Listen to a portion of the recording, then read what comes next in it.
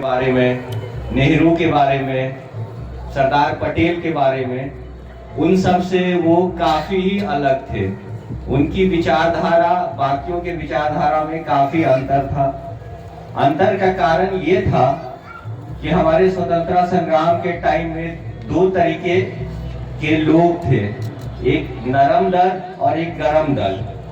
तो नरम दर्द वाले जो भी लोग थे वो काफ़ी सॉफ्ट और लोगों को साथ लेकर चलना, ब्रिटिश से बात करके वो स्वतंत्रता पाना चाहते थे।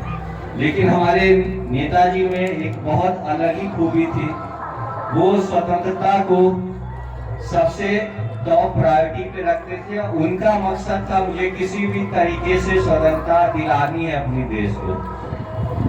उन्होंने उस चीज के लिए अलग से एक आर्मी एस्टैब्लिश किया जिनका नाम इंडियन नेशनल आर्मी करके INA करके बहुत फेमस हुआ। उसकी अपनी फौज होती थी और वो स्वतंत्रता के लिए ब्रिटिश के खिलाफ अन्य जैसे जो भी विदेशी ताकत थी उनके खिलाफ उन्होंने अपनी आर्मी के बदौलत डायरेक्ट लड़ाई किया है। बाकी हम लोग गांधी जी, नेहरू जी वो एक वार्ता पे विश्वास करते थे कि हम लोग मिलजुल के प्रदर्शन करके अहिंसा पूर्वक हम लोग ब्रिटिश को समझा के हम लोग आज़ादी प्राप्त कर लेंगे। बट इनका आइडियोलॉजी बहुत डिफरेंट था।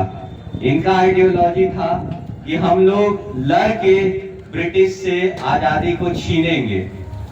इस चीज के लिए उन्होंने अपनी एक आर्मी बनाई और आर्मी में एक महत्वपूर्ण चीज थी। उस आर्मी में उन्होंने महिला के लिए एक अलग से बटालियन बनाया जिसमें महिला फोर्स को रखे उसने। ये एक उनके पर्सनैलिटी को दिखाता है कि उनके मन में महिलाओं के प्रति कितना सम्मान था और महिलाओं की भागीदारी के लिए वो कितना तत्पर थे। तो मैं इसलिए उनके जो भी योगदान रहे हैं उनको मैं बहुत ही अलग मानता हूँ बाकी जो भी लीडर स्वतंत्रता सेनानी रहे हैं उनसे। तो हमें उनसे बहुत कुछ सीखने की जरूरत है। सबसे जरूरी है कि उनमें देश प्रेम, देश स्वतंत्रता के लिए जो भावना थी वो कूट कूट के भरी हुई थी और वो जितनी जल्दी हो सके उतने जल्दी अपने देश को स्वतंत्रता दिलाने के लिए आतुर थे। इसीलिए उनका एक बहुत फेमस कोट है कि तुम मुझे खून दो मैं तुम्हें आजादी दूंगा। तो वो ये चाहते थे कि लोग कितना व्याकुल हो, अपने खून के बलिदान के लिए तत्पर हो, वो आके हमारे सामने आए और ब्रिटिश के खिलाफ लड़ने के लिए डायरेक्ट लड़े।